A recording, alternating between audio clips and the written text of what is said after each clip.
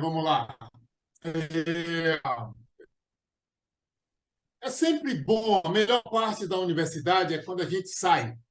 Ficar dentro do departamento, dentro do instituto, dentro, enfim, das instâncias da universidade, eu acho que é algo conhecido. A melhor parte, para mim, continua sendo quando saímos, quando encontro com outros alunos, com outras alunas, com outros colegas, pesquisadores, pesquisadoras, visita outros territórios. A melhor parte, eu acho, da profissão de geógrafo na universidade é a saída. E encontrar com turmas, conversar um pouco sobre o que estamos fazendo, é uma dessas dimensões que continua mais me agradando nesse tripé, né, que a universidade funciona, que é pesquisa, ensino e extensão. Isso aqui, para mim, é extensão. Compartilhar o que estamos fazendo, ouvir, ver experiências dos outros colegas, da estudantada que está fazendo pós-graduação. Ninguém faz um mestrado duas vezes, só se quiser.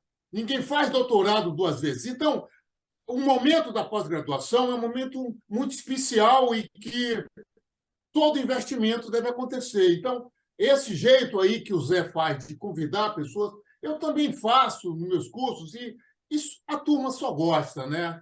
Por quê? Porque traz algo que não é do cotidiano, vamos assim dizer, ou do conhecimento daquela casa, né? Aí, em Coimbra, eu tive aí, conheci, é um instituto largo, ele não é só da geografia, ele é do turismo, ele é mais amplo, a parte tecnológica que Zé Gomes trabalha da geografia me agrada muito, porque ela hoje é de quase todos os departamentos da universidade. Eu lembro quando eu cheguei na Universidade de Brasília, a disciplina cartografia só tinha na geografia. Tinha topografia na engenharia, na geologia, desenho geológico. Então, eu dava uma disciplina de 6 créditos, 2 turmas. Zé, ficava a fila de gente querendo tomar. O limite era o espaço físico. Salas que só dava 30 alunos, tinha que ter 40. Por quê? Porque a cartografia só acontecia na geografia. E no momento que a gente vive, a cartografia e os sistemas de informações geográficas estão praticamente em todos os departamentos, em todos os institutos. Os biólogos no Brasil, que antes vinham para aprender a fazer mapas, se encantaram tanto com o poder da ferramenta que hoje os biólogos incorporaram na sua formação aula geo, cartografia, sistema de informações, porque não dá para ter uma prática no meio ambiente sem gel. Eu estou colocando isso pela riqueza também desse instituto que você está, né? Quando a gente agrega mais áreas, a instrumentação geográfica também fica mais fortalecida. Eu estou falando isso também porque eu separei umas imagens aqui para falar de uma linha grande de pesquisa que temos várias décadas já, e a cartografia e a fotografia são duas ferramentas fundamentais nesse processo de trabalho ao longo de todo esse tempo. Em primeiro lugar, vou contar só uma experiência. Eu tive aí em Lisboa, quando eu estava morando na Bélgica, fazendo o pós-doutoramento, eu fui aí no Arquivo Histórico Ultramarino. Tem um mapa de um quilombo brasileiro, Pedra de Tatu, na Bahia, perto da metrópole São Salvador de Bahia. Só tem um mapa. E esse mapa de estudo porque ele está em uma legenda escrita, porque só tem um documento, só foi feito um. Então, essa cartografia antiga, vocês já tiveram uma aula sobre isso, ela é profundamente reveladora e importante para nós que trabalhamos com os quilombos contemporâneos. Quer dizer, por mais que a geografia reconstitua como era um quilombo antigo, um documento cartográfico desse nos diz muito. Uma fotografia de um antigo quilombo também nos diz muito. Para a geografia que tem conceitos balizares, território, paisagem, lugar, a documentação cartográfica, a documentação fotográfica, eu entendo que são bases estruturais no processo construtivo da pesquisa que está querendo tocar, né? Então, eu vou trazer uma conversa aqui e nela vai vir muitas imagens, fotos, mapas, e a gente vai dialogando um pouco com essa comunicação gráfica que me agrada muito. A foto fala por si só e o mapa também, de igual maneira. Então, eu vou compartilhar aqui uma tela.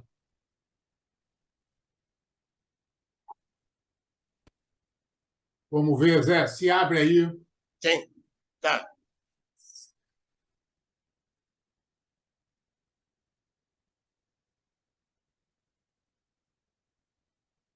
Começo. Tudo em ordem. Tudo em ordem? Tudo em ordem. Maravilha. Uma boa tarde aí para vocês, né? Aqui ainda é de manhã. Então, buenos dias, bons dias. Enfim, o fuso horário é algo relativo.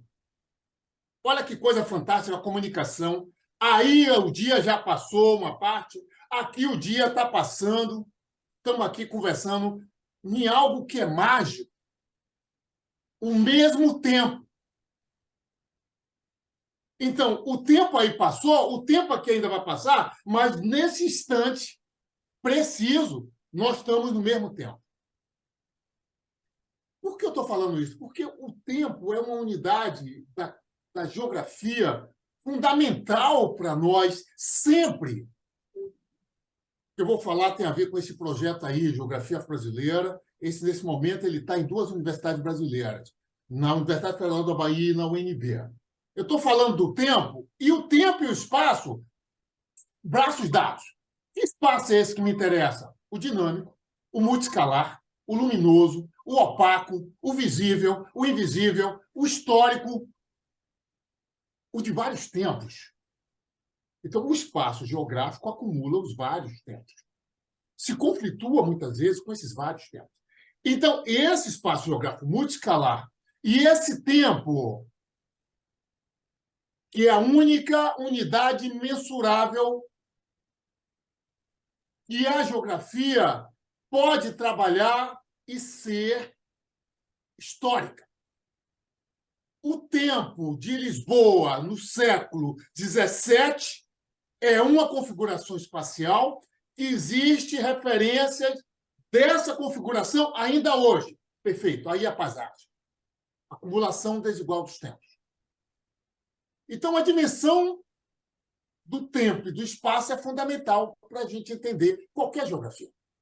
Aí é uma fotografia de um drone, uma imagem de um drone. Quando eu olho colorido, ela me dá um impacto. Quando eu olho preto e branco, fica claro para mim o quê? Uma fronteira. E essa fronteira me delimita espaços. Espaços distintos que são desiguais. Quando eu tenho, então, uma fronteira rígida, significa que ali tem um conflito. E essa fronteira rígida, o front, é um conceito europeu. A Europa foi quem trouxe isso, século XIX. Territórios distintos. Porque vai me apresentar o quê? Lógicas espaciais distintas. É uma constatação, não é análise complexa. Constatação. Espaço formal, espaço informal, dado sistematizado, dado com estimativa, cartografia oficial, cartografia colaborativa, serviço de correios oficial, serviço de correios colaborativo. Como funcionam esses dois espaços? com duas dimensões geográficas. Eu estou falando de um Brasil visível, um Brasil invisível, um Brasil oficial, um Brasil oficioso, um Brasil que existe, um Brasil que não existe, um Brasil preto, um Brasil branco. Esse Brasil, um Brasil desenvolvido, um Brasil que não desenvolveu ainda, desenvolveu em que premissa? Esse conceito de desenvolvimento é complexo. De repente, o espaço está desenvolvido, ele está bem. É a lógica espacial que precisamos respeitar. Qual é a melhor lógica espacial? É a Carta de Atenas? É tudo certinho, um quarteirão, tudo bonitinho? Será que as pessoas são felizes no quarteirão de Atenas? É uma pergunta a se fazer. E aí a gente traz aqui uma questão. Por que que a nação brasileira continua com resistência em ver e em dar lugar a um Brasil real? E a fotografia nos mostra o Brasil real, esse Brasil desigual. E esse Brasil desigual tem algumas relações que são relevantes para a gente entender e avançar. Uma delas é a diáspora.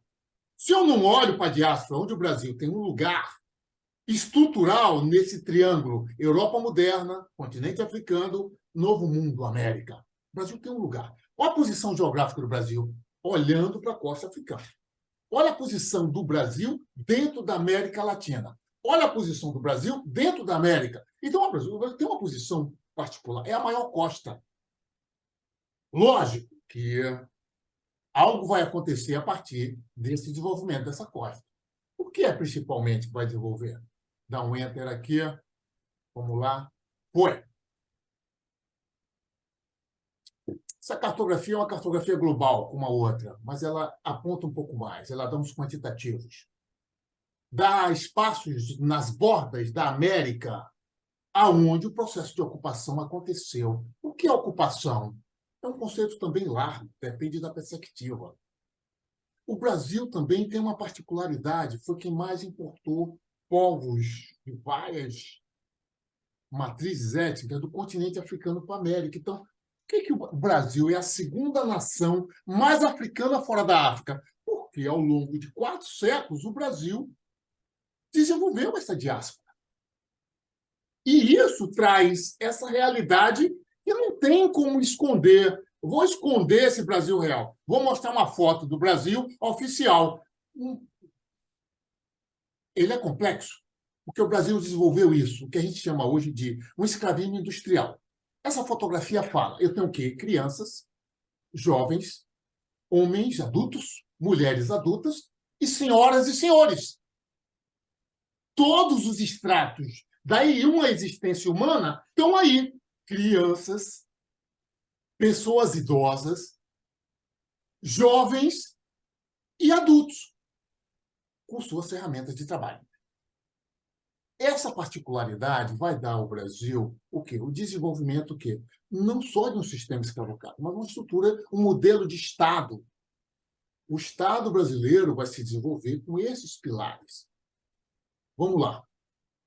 Essa é uma cartografia feita na França no início do século XX. É um mapa de que mostra, ele está em francês, tem a logomarca do Brasil, o Brasil oficializou isso, mostra as grandes áreas produtoras, produtivas ao longo do século XIX no Brasil. Aí eu tenho um café, tem um cacau, tem borracha, tem ouro, tem diamante, tem boi, tem carne, tem várias coisas aí presentes.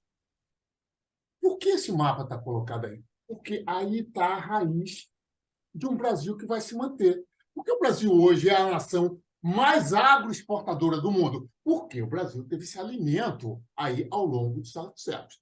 A gente está falando aqui de café, por exemplo. Esse mapa mostra, dá um destaque para o café, o Brasil superprodutor de café.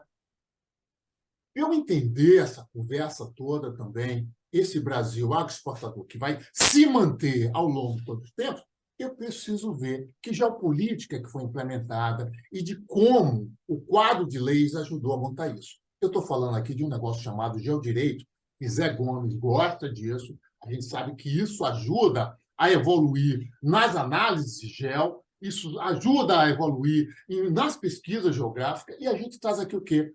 A lei que tem quase 200 anos no Brasil, que é o quê? Uma lei chamada para inglês ver. Proíbe o sistema escravocrata, mas ele se mantém. 50 anos de escravismo ilegal. Quem ganhou com isso?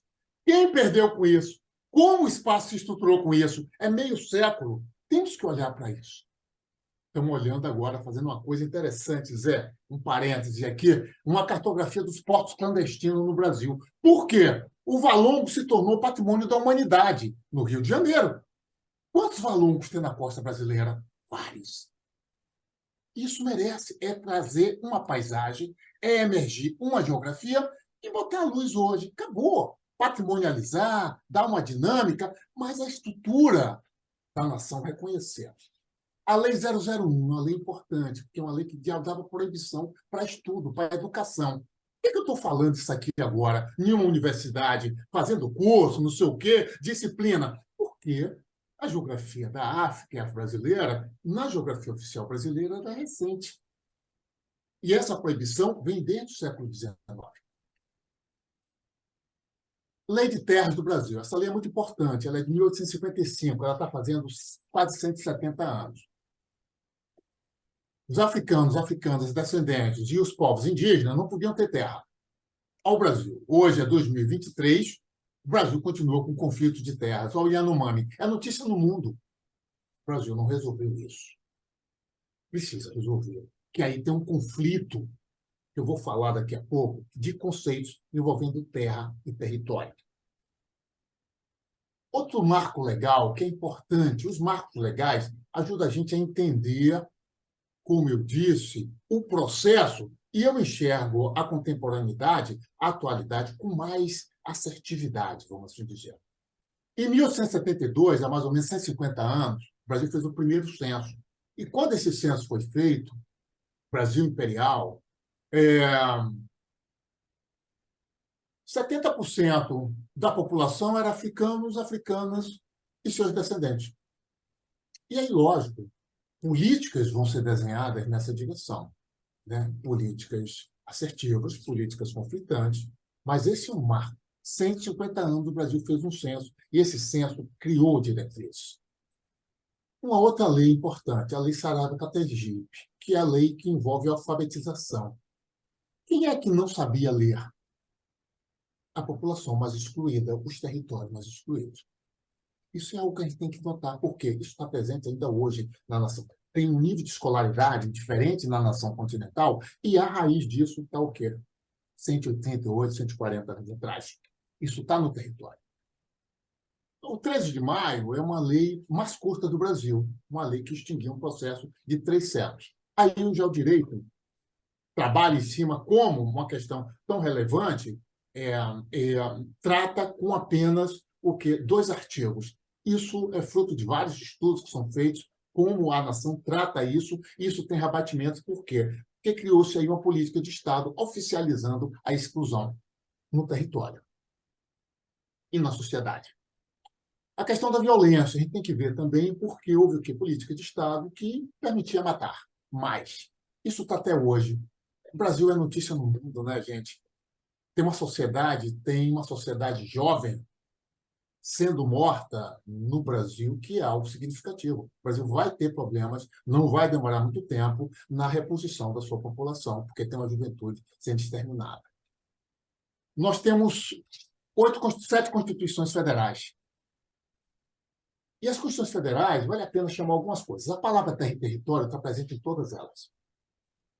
A palavra geografia ela vai aparecer na Constituição dos anos 40, 46, a primeira vez que a palavra geografia acontece. A palavra cartografia vai aparecer na Constituição Militar dos anos 1960.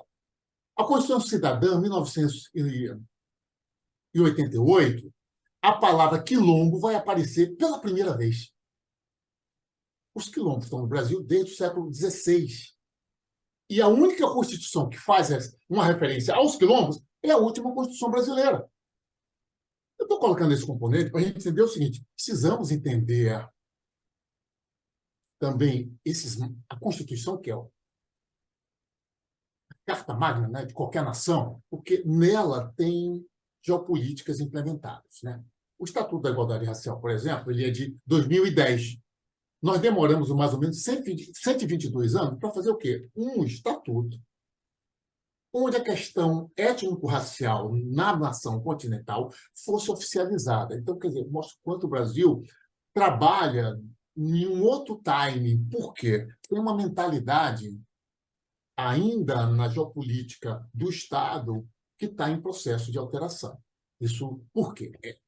Foi muito tempo, 4 séculos. Não é em um governo de 4 anos, nem em um governo de 3 anos, de 8 anos, dobra, que isso vai mudar. Então, a gente sabe que é um processo, mas esse processo é lento. Por exemplo, semana passada, março de 2023, o governo brasileiro, pela primeira vez na história, chamou os seus novos ministros e disse que 30% dos trabalhadores do primeiro escalão do governo federal vai ter populações negras e índias.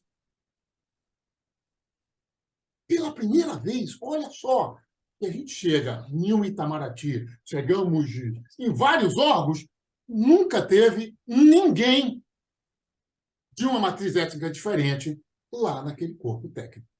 Lógico, as políticas públicas e políticas privadas ficam sempre restritivas com isso. Então, o Brasil está trabalhando um pouco nessa situação. Qual é o dano que tem tido? Um Brasil míope.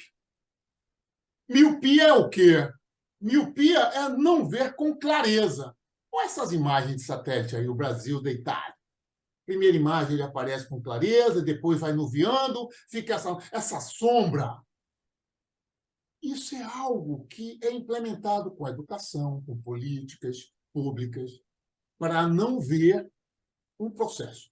Como se processou para o território se formar, para a paisagem se constituir e as dificuldades que ainda persistem para darmos avanços, por exemplo, como essa lei da semana passada, que ela é pertinente, mas eu tenho que entender os componentes estruturais. O Brasil age como na geopolítica de manutenção de invisibilidade, de segregação, de desigualdades no território, na sociedade e na estrutura de funcionamento da nação, do Estado. Primeiro lugar, não olhando para a diáspora. O que é que esse trabalho, eu entendo que ele ajuda? É olhar um pouco para trás. Quem vive de saudade não é viver, mas eu tenho que olhar para trás para poder olhar bem para frente. A diáspora é importante.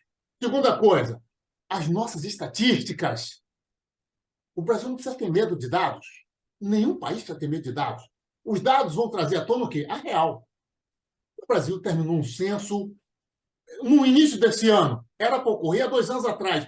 Não deixa de ser também um recado de que a produção de dados ainda não é prioridade 1. Quando eu tenho mais dados, a minha governança, a minha estratégia de atuar no território, ela é mais assertiva. Um outro ponto, o Brasil desigual, como eu mostrei naquela imagem de drone lá na frente. O Brasil desigual, qualquer cidade brasileira, você vai ver esse Brasil desigual. Não tem como maquiar. Qualquer cidade brasileira. Uma outra coisa importante, representações na política. Se pegarmos aqui, isso daria só uma apresentação. A Câmara de Deputados, a Câmara de Senadores, quem são as pessoas? Quais as matrizes étnicas? Quais o gênero dominante? Então, o Brasil vive ainda essa necessidade de equilíbrio. Outra coisa importante, repressão policial. Isso é uma coisa séria, porque a repressão policial ela é algo que põe em risco o quê? Uma geração, ou várias gerações. E, por último, a questão educacional. A questão educacional. O que é que eu ensino? O que é que a geografia ensina? O que é que a história ensina? O que é que o português clássico ensina? A gente precisa refletir sobre isso. Esses 2 mapas mostram o quê? A estrutura do Brasil colonial, imperial, com suas regiões geoeconômicas, e a estrutura do Brasil atual com sua população. Não precisa ser grande analista, especialista em análise espacial para perceber que eu tenho o quê? Tenho vacâncias, limitações, eu tenho o quê? Estruturas que se repetem. Então, a estrutura atual do Brasil ainda ela se mantém em uma estrutura espacial colonial. E isso é algo que é revelador, por exemplo, nas eleições, isso é revelador em política, isso é revelador em geopolíticas. Né?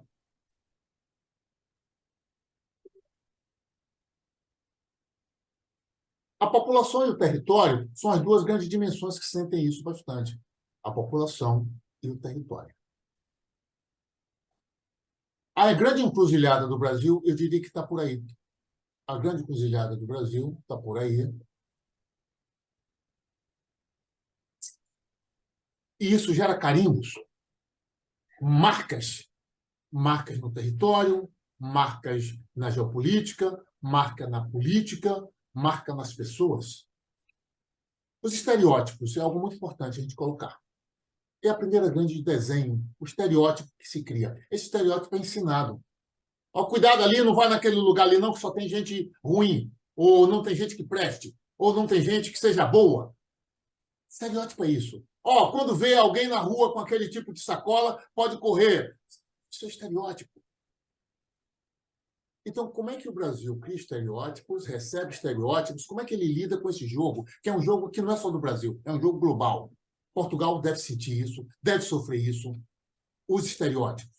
A posição da África no ensino da geografia brasileira. Então, quando eu olho aqui, a África é o último continente estudado.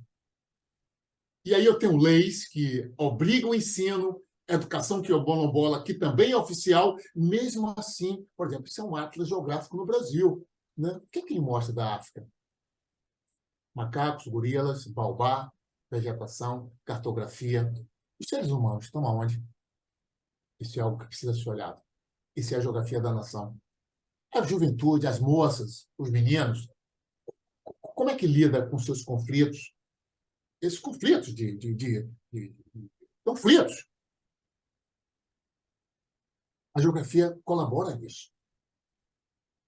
Recentemente, no Brasil, foi feito uma investigação e pego muitas pessoas em trabalho escravo contemporâneo, o sul do Brasil, produzindo vinhos de uma maneira de produzir de outros tempos. O Brasil reconheceu o trabalho escravo a partir de 1995. Olha as estatísticas assustadoras de registro. Isso mostra o quanto a nação continental ela ainda tem memórias, práticas, sistemáticas que não condizem com a contemporaneidade. Terra e território. No pensamento social dominante do Brasil, ainda existe algo que não resolvido sobre esses dois conceitos. A terra eu vendo, o território não se vende. Qual é o valor de um território, Zé? Como calcular? Não tem como calcular. Qual é o valor de um território lá no Porto ou aí em Coimbra? Um território secular, um território com identidade, com pertencimento? Tem algo também que tem a ver com a geografia. Quer dizer, por que o Brasil desmata tanto ainda? Qual é a ordem disso? Tem uma ordem que é colonial, vem de longe. E a tecnologia está aí resolvendo, desmatou, não desmatou, tem sensor, não tem, é o INPE, não é? Mas a raiz do problema é outro, é educação, respeito pela natureza. A geografia precisa disso.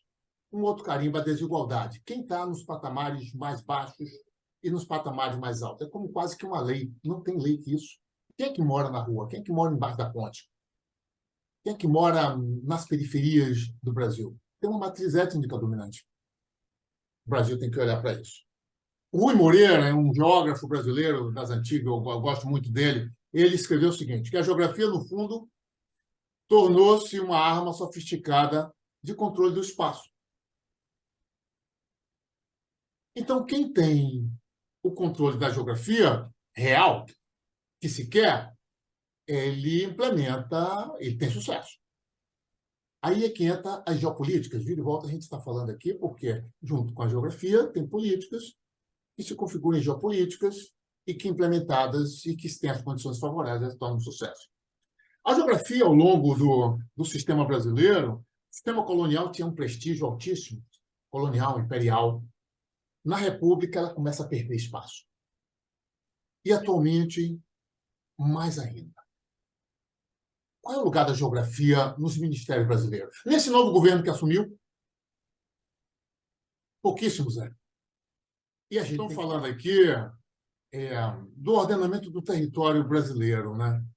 Do ordenamento do território brasileiro e como esse ordenamento ele tem sido precário, inconsistente, segregador. Esse processo a gente consegue enxergar a pouca abordagem estatística geográfica, as políticas pontuais e cosméticas da governança territorial. Os gargalos vêm, sobretudo, em ineficácias institucionais, regulação que faltam, e responsabilização pela informação espacial, como eu acabei de falar. A informação espacial é o principal condutor para ajudar na decisão, para ajudar na implementação de políticas, para auxiliar no processo de planejamento. Se eu tenho isso precário, eu vou ter essa resposta em várias dimensões.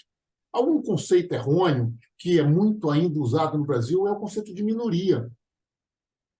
A minoria do Estado real segregador é que naturaliza a violência, que são, na verdade, as maiorias no território usado na sociedade excludente. Então, por exemplo, as mulheres não são minoria no Brasil. A população afro-brasileira não é minoria, pelo contrário, ela é maioria. E aí a gente tem que olhar a história também dos censos, e foram métodos de mensurar a população que colabora, não de forma tão assertiva, em um processo também de políticas públicas exitosas, né? Então, nós temos um modelo de censo no Brasil que precisa de ajuste. Esse é um fato, o modelo de censo no Brasil. Quando o pardo, que é uma expressão usada para uma população mestiça, o que é que a parda está escondendo? População de origem de povos originários, que ainda a gente chama de índio no Brasil, e os povos de matriz africana, que muitas vezes também estão escondidos, invisibilizados nessa expressão. Isso é algo no Brasil que precisa de ajuste. Desde o ano do censo 2000, que nós já fizemos sugestões ao IBGE, o projeto GeoAfro, no sentido de minorar essa deficiência e o Brasil conseguir recensear de forma mais eficaz essa população de matriz africana que é dominante ainda na nação. Essas aqui são duas cartografias que mostram o quê? A população preta, do lado a população parda. Quando eu junto a preta e a parda, aí eu vejo o Brasil de maioria significativa, que o sistema dominante não gosta muito de trabalhar, porque a expressão... O mapa é forte, o mapa é significativo, e isso assusta muitas vezes quem está no processo de governança. Essa cartografia mostra o quê? A origem étnica da população de matriz africana no Brasil. Apesar das deficiências, dos gargalos, dos problemas de dados da diáspora, é possível hoje. Então, já temos também, com o auxílio da cartografia, auxílio para isso. Por quê? Para resgatar o processo identitário da população. Continuamos assistindo uma ditadura da informação para os Brasis invisíveis secularmente não serem vistos. Esse contexto de controle material de um seleto grupo, acham que têm poderes ilimitados e são donos do país. E isso significa o quê? Uma das maiores expressões da democracia incompleta ainda que a nação brasileira vive. A gente escreveu isso, o Projeto GeoAfro, ano passado, ano retrasado, entendeu? Nas nossas reflexões, sobretudo com o questionamento se ia ter o censo ou não ia ter o censo brasileiro, que tipo de informação ia gerar. Então, por exemplo, os quilombos que estão aqui desde o século XVI, foi a primeira vez que foram recenseados, o ano passado, 2021. Olha só, 5 séculos esperando para estar oficialmente nos dados, estar oficialmente na cartografia oficial do país. Zé, a gente sabe que a nação que não trabalhar seus dados não vai conseguir governar. E aí ela vai ser governada. Então, nós estamos nesse divisor de águas. Nações que vão querer ser governadas, nações que querem governar. Isso é questão de soberania. Nós estamos assistindo isso. A soberania da nação e a soberania também dos indivíduos, dos seres humanos. Cada um de nós, quando saímos com uma ferramenta como essa, um celular, mesmo que não queiramos mais, é uma questão também já de cidadania e ética, nós temos um lugar. A coordenada ela é mensurada. Então, nós vivemos esse momento onde novos conceitos da geografia estão aí. O deslocamento, o monitoramento, o rastreamento, todos nós hoje somos rastreados. Não é só mercadoria, os seres humanos, a circulação. A geografia está com novos paradigmas. E esses paradigmas todos são gel desse momento, desse século, início, primeira metade do século XXI. Como vamos lidar com isso? Como o Brasil vai lidar com isso? Como o Brasil africano vai lidar com isso? A infraestrutura de dados espaciais do Brasil está parada já há alguns anos, precisando modernizar, precisando regular. tem várias pessoas pesquisando isso, os danos da nação para isso. E nesse bojo de Índio tem a cartografia nacional, esse mapa foi feito com o Luiz Ujeda, um parceiro aí do Zé também, fizemos isso junto quando ele ainda estava aqui no Brasil, o que mostra que a coxa de retalho da cartografia brasileira é um retrato de como isso está dividido, está pulverizado, isso compromete o quê? Uma visão mais o que una, uma visão mais gestáltica, uma visão mais integradora de cobrir de maneira mais consequente e de maneira com pontos de vista comum uma cartografia de uma nação continental como o Brasil. A gente pergunta aqui qual é a agenda da geografia do Brasil para o outro projeto de nação. O Brasil está desenhando o nosso projeto de nação. Nós estamos vivendo esse momento histórico agora. E isso a gente tem que perguntar qual é a agenda da geografia do Brasil. Qual é a agenda da geografia do Brasil para o país mais africano do mundo fora da África? O Brasil tem que botar isso na mesa, num assento, numa mesa exitosa. E aí, nesse sentido, a pesquisa, a academia, a universidade, o projeto GeoAfro está buscando colaborar com esse momento. Estamos fazendo um protótipo de um sistema de informações, para a governança, para auxiliar no projeto da nova nação. A gente tem algumas premissas. A primeira grande premissa é o seguinte: a governança e o ordenamento do território.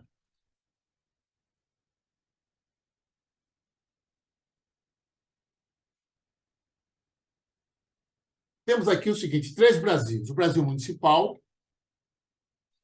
o Brasil municipal, o Brasil de densidade de municípios, o Brasil de média municípios e o Brasil de grandes municípios.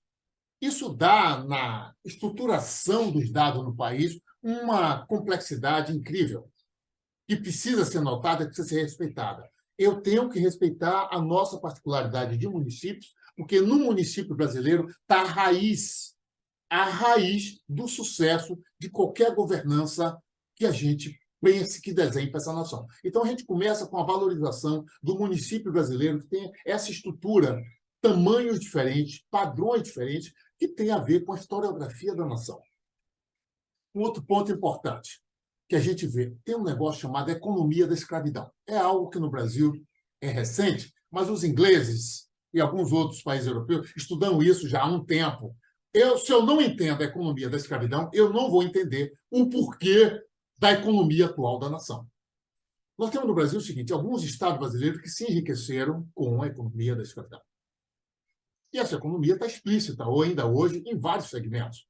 Isso precisa ser notado, isso precisa entrar nos projetos de governança, que é algo que é um pouco a lei do retorno para quem não fez parte do processo de enriquecimento. Uma das coisas é o quê? Políticas reparatórias, seja educação, seja saúde, seja lugar no território. A população, a gente mostrou esse mapa ali um pouco antes, eu trago ele aqui de novo, porque dá para ver no Brasil quais foram a população de matriz africana, aonde ela teve maior: Bahia, Minas Gerais, São Paulo, Rio de Janeiro, Maranhão, Pernambuco, Ceará, Rio Grande do Sul. Essas estatísticas são reveladas hoje. Por exemplo, Salvador, Bahia, é o município brasileiro de maior quantidade de população preta. Brasília, a capital modernista, é a 5ª cidade brasileira de população mais preta. Então, quer dizer, são dados muito relevantes. Essas estatísticas têm a ver com o quê? Tem a ver com o passado do Brasil. E eu tenho que respeitar elas para contemplar. Quando eu ler São Paulo é a 2ª cidade mais preta do Brasil, por quê? Teve o café, teve o cacau, teve o algodão. Quantos ciclos econômicos, de atividade econômica, teve em volta de São Paulo? Então, essas estatísticas atuais, elas têm que também conversar com estatísticas do passado. Por exemplo, os quilombos contemporâneos. Onde teve grandes áreas econômicas no passado, tem hoje quilombo contemporâneo, claro. Essas estatísticas, então, o quê? Dos quilombos contemporâneos, que não são poucos, são muitos, tem que contemplar essa historicidade que está no território, que está na paisagem, que estão nas estatísticas.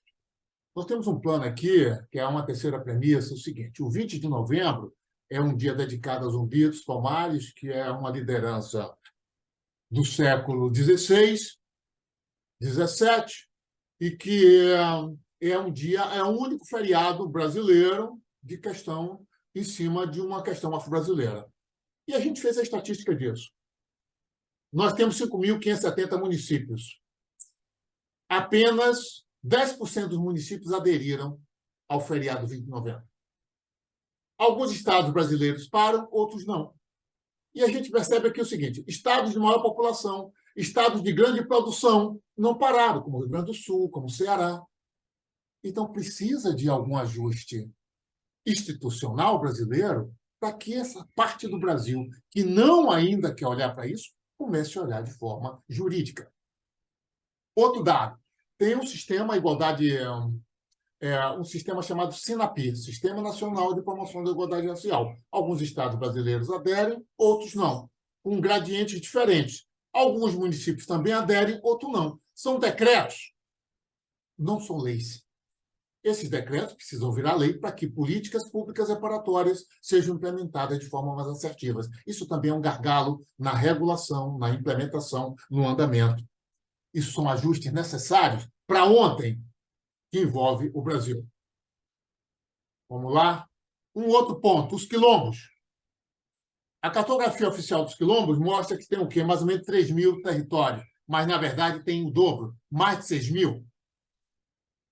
Como contemplar essa realidade? Eu tenho que, então, por quê? Posso pegar as referências anteriores, 20 de novembro, Sinapir. Tem um selo quilombola, que pode ser o quê? Uma IG, uma indicação geográfica, para contemplar a realidade dos quilombos. E tem um programa que está esquecido, chamado Brasil Quilombola. É só botar esse programa de novo na roda, retrazer esse selo quilombola, agregar valor nos grandes produtos que existem nesses quilombos, e eles entram oficialmente o quê? Na economia do país. Uma economia que a gente chama uma economia quilombola. Existem, então, possibilidades geográficas, cartográficas, estatísticas, para que o Brasil contemple essa realidade que ele não quer contemplar. O Brasil é real. Esse é um mapa, Zé, um mapa das indicações geográficas do Brasil. O IBGE faz. Não tem nenhuma indicação geográfica de matriz africana. Tem vinhos, tem queijos, tem farinhas, tem não sei o quê, bababá, mas não tem nenhuma indicação geográfica de povos de matriz africana, de uma comunidade quilombola, por exemplo. Isso é uma realidade que pode mudar. Uma outra coisa: 2 anos atrás houve a eleição municipal no Brasil. E existem alguns dados que vale a pena a gente ver. Por exemplo, nós temos 2% das prefeituras brasileiras pretas. Prefeitos pretos, prefeitas pretas, isso é algo relevante. E eu tenho pardos, o quê? 26%. 26% com 2%, 28%. Eu pegando prefeituras pardas e prefeituras pretas, dá para desenhar políticas reparatórias para essas prefeituras.